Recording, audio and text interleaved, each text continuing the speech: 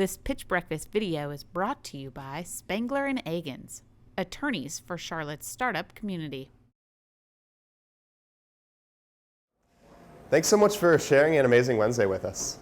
My name is Marshall, and I'm really excited to tell you about Vestigo.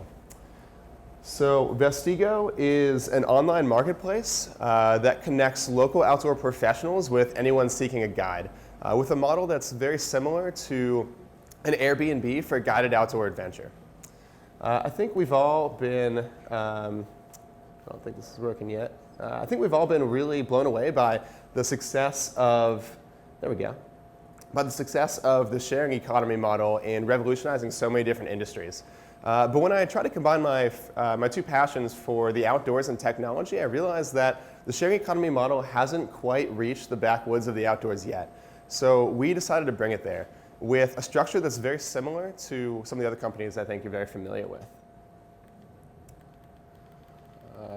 That's kind of slow. So the model we're using is creating an opportunity for all of us with a passion for the outdoors to be able to share that knowledge and experience while also making a part-time income. The way, let's see if I can do this. There we go. And our revenue model is also very similar to some of the companies that I think you're also very familiar with. We take 80% of our total trip revenue and give that directly to the guides that are creating and hosting these experiences. That 80% is about 60% better than the industry average, which is the salary I had to deal with as a trip leader for UGA's outdoor rec program. But the more I led trips to UGA, the more I realized that the way we seek to experience the outdoors is fundamentally changing, but the industry isn't quite adapting. For instance, when we travel or when we go explore, we don't really want to feel like a tourist anymore. We want to feel like we are, there we go, a little bit behind. But we want to find the unique kind of off the beaten path opportunities that make us feel like a local, even though we're in a new area. But the existing outdoor recreation market isn't quite catering to that. For instance, many companies are still trying to sell expensive experiences that are almost synonymous with the term vacation and may only happen once or twice a year at best. There we go. And these aren't the experiences that we're looking for. We're really looking for those unique local experiences that are a different type of opportunity and different type of experience altogether. So even though the existing outdoor recreation market has made $23 billion in 2014 using, oh, now it's going ahead of me, using the old model, we believe that there's a significant missed opportunity in the fact that the industry is not catering to these new types of experiences. These are experiences that we call micro-adventures. These are the small, every week experiences that might be a camping trip in, the hills just outside of town with your friends, or maybe a hike with your family after work. These micro experiences are trying to create a lifestyle of adventure rather than a one-time trip that might be a vacation. So in order to do that, we're creating a site that really grounds these experiences in the principles of accessibility and affordability by making these experiences very authentic, so you actually feel like you belong, you feel like a local even though you're in a new area. So this summer we had the chance to form our model at a Silicon Valley incubator called Singularity University, where we had the chance to base our model in the grounds of what they call the 6 Ds of exponential companies with an exponential impact. So we really grounded our idea in the digitalization, on the last slide, in the digitalization of the outdoor industry by putting in the online marketplace. And we know that at first, growth is going to be deceptive, because even with exponentials, 0.2 to 0.4 to 0.8 still all looks like 0 in the beginning. But eventually it gains the momentum and has the ability to become disruptive and truly change the way an industry works by dematerializing the need for the existing outdoor outfitters which sell experiences rather than a lifestyle, and demonetizing those experiences by promoting micro-adventures that are both affordable and accessible, and eventually democratizing the ability for anyone with a passion for the outdoors to be able to share that passion and that knowledge with those who need it and make a part-time income along the way. So we launched our site in September. On the next slide, and we've seen some decent traction so far with about a 2.5% conversion rate and about 18% of our customers being those repeat customers that are trying to truly experience that lifestyle of adventure. We've also seen about a 50% growth in our trip numbers, our guide numbers, and our revenue numbers. So on the next slide, Over the course of the next 4 months, we're truly trying to find the model that works best so we can expand from our 2 current cities to 10 cities by December of next year. Hiring about 3 new people, raising a seed round, and truly trying to expand the model that we've made right now. So on the next slide, I think I'm out of time, but we're very new and we're excited to be able to pitch at opportunities like this. So thank you, and I'd love to hear some feedback.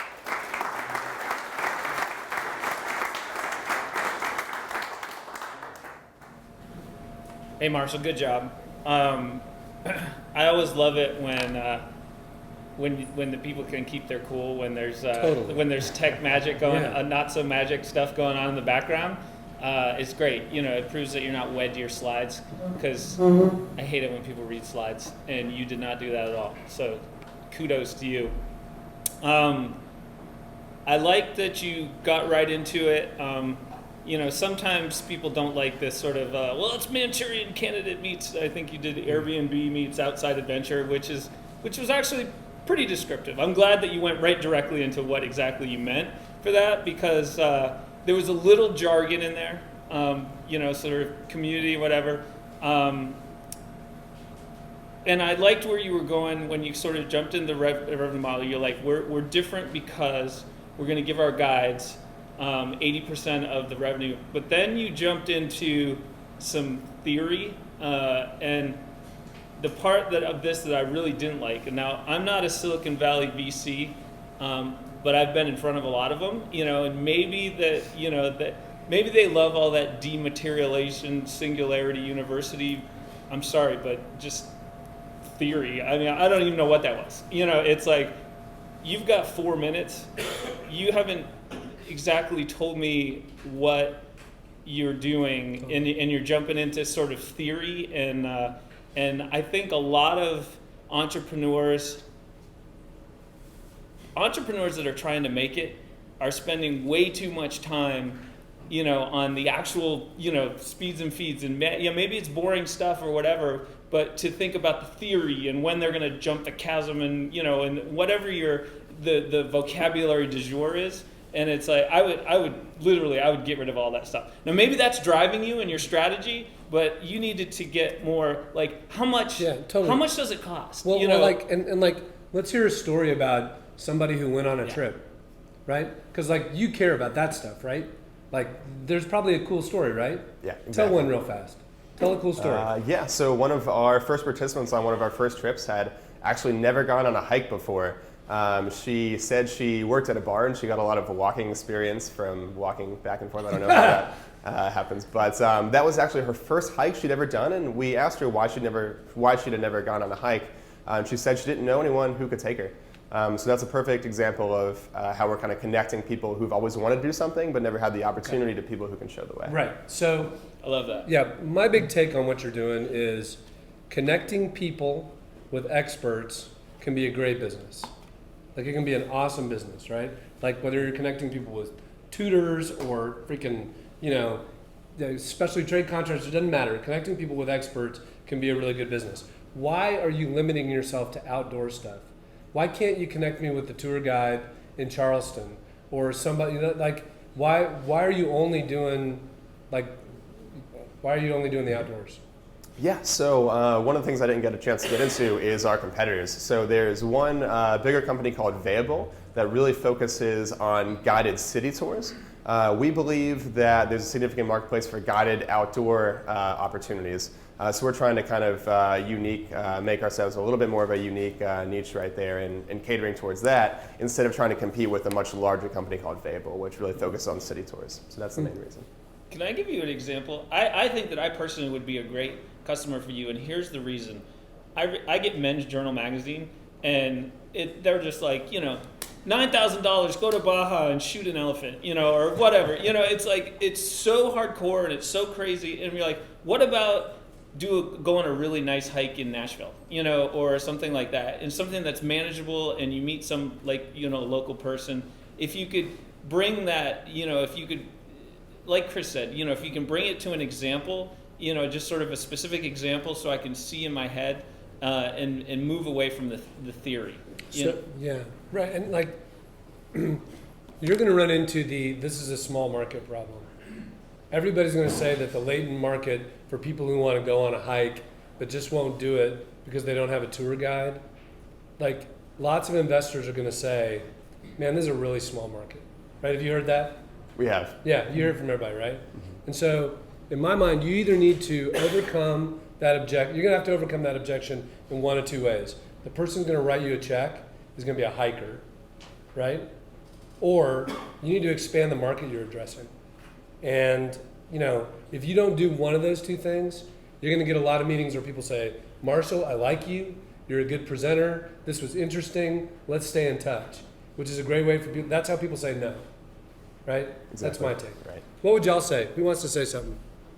Who's got questions in the audience? Tony, come on. What do you want? I'll say something. Tony will say something. Right, Hi, Tony.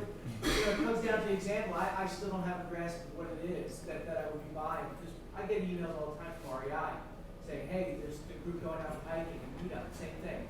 I feel like that's, I understand there's an expert involved, but I always expect somebody really driving that meetup with some expertise and so forth, and so I don't see the value. I'm not sure what the difference is. So I didn't see that. Yeah, That's good. my point. Sure. Yeah. Yeah. But isn't it very often you can plan it, so it's not like when you tell me to go like this, I had to come here because you guys said this was today, but if I knew there was a schedule and I could choose my own schedule, I can go to him and say, well, I don't want to do it on Saturday, I want to do it on Sunday. So I think that's a I value. see. Yeah, that's right. I missed that. That's a good point. Yeah. Any other questions? All right, please stand up so everybody can hear. Yeah, well, I was just going to say that I'm not going to harp on you on that stuff because I think they covered it very well. But some of your presentation was, I would have liked seeing you own it a little more. And I know you were having a little bit of a technical difficulty with the slides the way they were going, but presenting to, who were you presenting to? Were you presenting to us? Were you presenting to them? It was a little bit all over the place for me, and it detracted from me trying to figure out what was actually going on. Awesome. Thank you. I have a question. Mhm. When you were showing the slide, I saw like U.S. dollars 206. What's the difference between what you're pitching and Groupon's? Yeah, are you talking about the slide that showed kind of the existing marketplace of old Like right types there. of models? Oh, this? Yeah. Exactly. So like, what's the difference between? Because when I see that, I think of Groupon's. So Okay. what's the difference between that and Groupon's? Me going on Groupon's, going to a hike in Nashville. Okay. Yeah. So Groupon is just kind of a broader marketplace of really every type of product you could want, just by getting more people on and getting a cheaper deal. And I actually haven't used it too much, so not that familiar with it. But we're trying to really be a centralized, location-based marketplace. So if you are new to Charlotte, you can go on and find the outdoor opportunities that are in Charlotte for you. That already filter based on your location, whereas Groupon doesn't do that, and it's a little broader. So we're trying to be kind of serving that more niche marketplace. Right, and Marshall, I want to pick up on that. One of the things that you said that really bugged me, because you did good. I thought you did great, right? Thank you. One of the things that really bugged me is you said, we're going to expand to 10 cities, right? What boundaries should there be on you expanding, right? Shouldn't, like, if I live in Tucson and I want to show somebody how to hike, Pinnacle Peak, shouldn't I be able to just say, I'm a Pinnacle Peak guy. Come and I'll come roll with me. Mm-hmm. Why do you need to have infrastructure in these places? Yeah, and we've been debating back and forth on how we're going to approach our kind of strategic outreach models. So the way we do it right now is that if someone wants to host a trip, we don't tell them no if it's in a city we're not targeting. But we've got a lot of advice saying that we should focus at least our outreach efforts on certain cities. Okay. So it's really, these are the cities we're directly targeting and trying to find guides in. But if someone wants to say they want to host an experience somewhere else, we're never going to turn them away. Right. Okay. Do you think So- we should change that? Well, I think that the way that you said it, what it sounded to me like was I could only do it Okay. because you said we're going to expand from 2 to 10 cities. Right. I'm like, why are you in 2 cities? Like, what about this requires me to be like in a place? Because the people that will support you will surprise you, right? And like, if you had to pick 10 cities, my guess is that if you got to pick 10 cities and I got all the rest, I'd kill you, right? The volume from everybody else would swamp you. But like, it's a good pitch. You need to tell more of a story. Like, get the corporate slideware out of there Right. and talk about the stuff you care about. And honestly, find a hiker who's a venture investor, because that's who's going to invest in this thing. Exactly. And they're out there, right? But if you go to just like if you go to Charlotte Angel Fund, they'll like maybe you'll meet a hiker there, but as a group, they're going to choke on this, right? For your seed money, find a hiker.